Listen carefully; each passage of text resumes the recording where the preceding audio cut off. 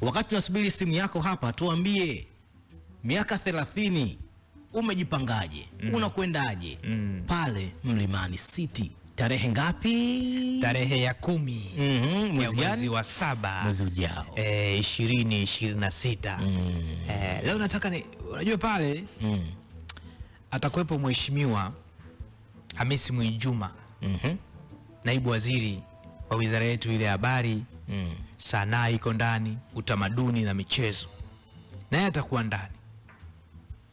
Na Hamisi Mwinjuma mwana FA, mimi kwangu mistari yake haijawahi kuchuja, kwa sababu inazungumza hustling za ukweli kabisa za maisha. Ambia I'm hustle baby, that's why I'm hustler baby, that's why I'm hustle.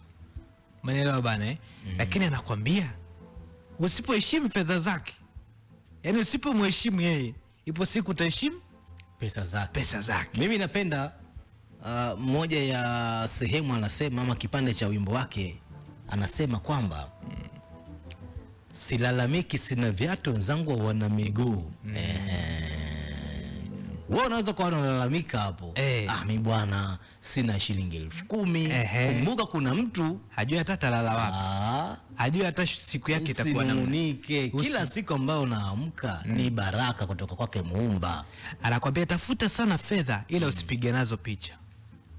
Bwana uzifanyie nini? Wewe tafuta sana fedha alafu usipige nazo picha. Uzifanyie nini? Bwana wewe zitumie, ziweke kwenye miradi, wekeza.